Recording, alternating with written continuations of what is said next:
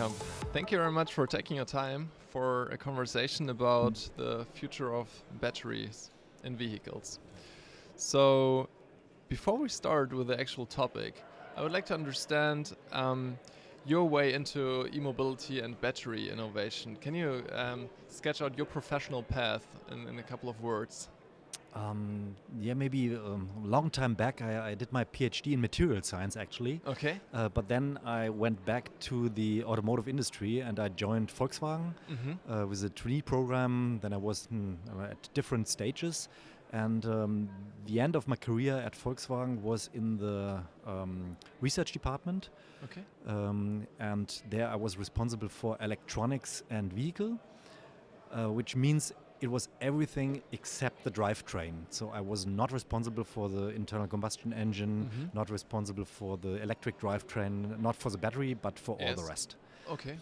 When I joined the Technical University of Munich as a professor, I decided that I would like just to concentrate on the new topics, at least the ones I thought 15 years ago would be new. That are way ahead of industry. Exactly, because at university you always have to be like 8 to 10 times ahead of what is really required in industry. Yeah. And so I focused just on autonomous driving, on electromobility, including the whole drivetrain and battery system, and mobility. Okay. And in electromobility, in the beginning, I didn't really want to bother about the drivetrain, the battery, the electric motor. But at that time, there was no one at the TU Munich who could really support that. And so we had to do it ourselves in order to build complete cars. And in 2011, we built our first fully electric car, including drivetrain, battery, and so on. And we designed our first own battery. Okay, wow. So already a decade of battery development and research? More or less, yeah. Interesting. How would you sketch out the development in a couple of words? What were the main technological advancement over the years? If you can pinpoint a couple of You mean in the whole battery electric vehicle? No, yeah, in your research. So, in the research. So because we want to talk about the battery vehicle, battery of the future. And therefore I wanted to ask you, leading up to the future, let's talk a little bit about the past, the present, and then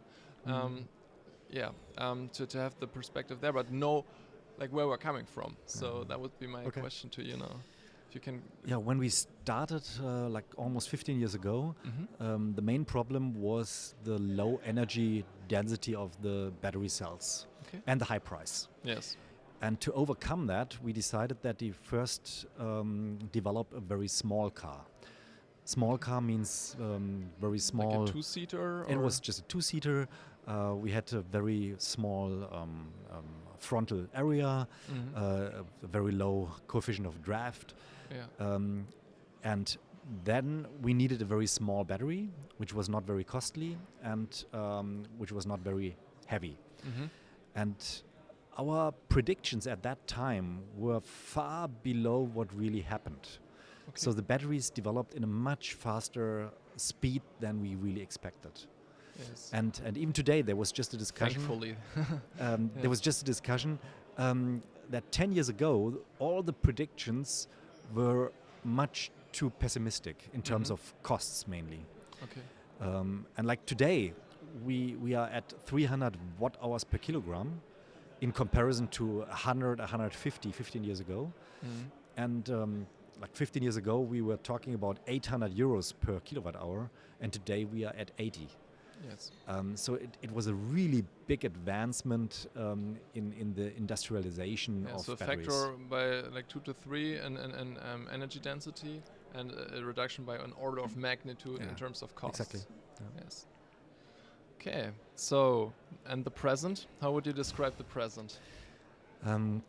Currently, we have a sufficient energy density of the batteries already, and a cost level which is okay, but still too high. Because the customer wants the electric car for the same price as an internal combustion engine car. Even though the OPEX would be lower anyways already, but the that customer doesn't really doesn't accept that. It doesn't really count. Yes. So the whole target of the industry is to come down with the costs to the level of internal combustion engines. The key is new battery materials, scale up of production of batteries, so that we are hopefully looking at an order of like 50 to 70 euros per kilowatt hour in the future. Okay. Do you think that is achievable, and when?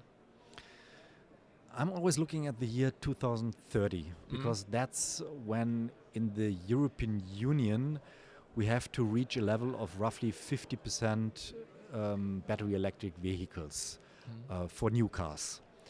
And then it's really getting very serious. If the car industry doesn't hit that goal, they lose a lot of money. And what you're seeing here as well on the conference, that all the big players are industrializing batteries exactly to that point on time. Yeah, that's also what I see. This time frame, this time horizon. Okay. So we have a clear picture of where what the year 2030 should look like from a cost perspective. How about designs, and what does the battery of the future look like? I think the battery of the future will be different if you consider different cars. If you go to the low-cost segment, price is beating everything. Yes. So you have maybe a little bit reduced range, but a low price. And so I see chemistries like lithium iron phosphate and some derivatives as play on the market. And maybe if a company gets it industrialized until that time, also sodium ion. But it just depends on the price.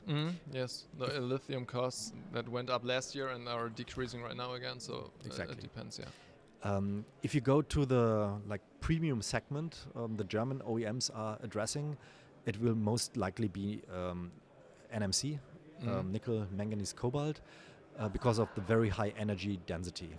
So you can just get more range and a lighter car, so better driving dynamics. Yes. The costs are a little bit higher, but the premium customers are willing to accept that. Okay. So what will be different, from the materials point of view, but also from the design perspective? I mean, of course, I understand simpler, cheaper cars need a more robust, more simple technology that is more affordable, like LFP, and then higher premium performance cars, they go in the direction of high nickel, NMC, and this like. But from the design perspective, and what will change there if we stay there, hover there for a second? So will we see more cell to pack, for example, or is there anything that is worth mentioning right now where you see hey, this will be a major shift? At the moment, there's still the discussion going on what is the right cell format. Some companies are in favor of the prismatic cell. For example, Volkswagen today announced their unified cell as a prismatic big cell. Correct. BMW and Tesla are more talking about the cylindric cells. That's a little bit the philosophy, different philosophies. And I think company strategies behind it. I talked to Frank Blome, CEO of PowerCo today, and he really made it clear why they choose for prismatic cells, because not just because of the product performance as such with the cooling and everything, but also from a company perspective and strategic orientation to be able to adopt, for example, stacking technologies for all solid state cells, which then could use the same housing. So exactly. just what I learned today from him. But go ahead, please. So that's the first choice you have to make as an OEM. The second decision is how you package your cells in modules or in the whole battery pack. And you've just mentioned the cell-to-body system Tesla is proposing and bringing into production. It has some really big advantages. So you save about 50 kilogram on weight. You have maybe a little bit stiffer body. The problem is if a couple of cells fail, then it's very hard to replace them. And the recycling of the car is not so easy. I'm not sure if they have found good concepts, but the key is that we need to recycle the battery material. Because what we are doing at the moment is we are shifting an ecological problem which is fossil to an ecological problem which is mineral. And if you don't reuse the minerals we are using at the moment, then we get a big problem. So recycling is the key for the second generation of electric vehicles. Designed for reuse in the first place and second life, perhaps? Maybe in the beginning it's reuse, but in the end it will also be recycling. Yeah, and then in the second, recycling for certain, to also enable a closed-loop economy in terms of material and procurement. With cell to pack, you're not able to give the batteries a second life, because you just cannot take it off and use modules maybe for stationary energy storage. Understand that. Okay. So if we look at the big bottlenecks hindering us to, as you said, the year 2030 is the milestone that we all look at with further cost reduction, sustainability in mind. I think that is increasing. What is holding us back achieving that goal? If we talk about the future battery. In technological terms, I think it's now the scale up. Really have to increase volume. So on the battery production side? It's a battery production. What we've seen today is like they are scaling up massively to get the production running. So to talk with Elon Musk, it's the production hell now. So you have to mass industrialize, you have to scale up, you have to get the right quality, your supply chain has to be running. In my opinion, the battery concepts, the design of the batteries today are production ready. That's not the problem anymore. Also in terms of what you just talked about, cell to body and recyclability and sustainability aspects? I still see problems with cell to body. Yeah, that's also my perception on this issue. And maybe some industry guys listen to this and change some designs. Who knows? But also speaking positively, what is the big potential that is out there? So not speaking about negative things, but some innovations that are on the horizon where you say like, hey, this will change the game. Like there is dry coating, there are microenvironments. What would you mention there? One game changer could be sodium ion due to the price. Oh, really? And due to maybe very high cycle stability, so very low aging. And it's extremely good in terms of safety. So I'm seeing that technology maybe also in the truck sector. Wow, okay. Because you have like 600 kilowatt hours of battery in a truck. Yeah. If that burns, it's a big problem. So, and the costs are also very relevant the energy density is a big issue there. Yes, might be, but in a truck you can like have a lot of space. You can spend like 5 to 6 tons on weight. So it's not so critical than in a passenger car. Okay. All right. So sodium ion is not. I mean, a couple of years ago, everyone said LFP is dead, and some really truly believed that. Now, many are talking about the not the end maybe, but a not so bright future for sodium because the lithium prices decreased again, and that makes the competitive advantage of sodium less. So we'll see. Yeah, first of all, you don't know where the price goes to. Yes. And second point is we need competition.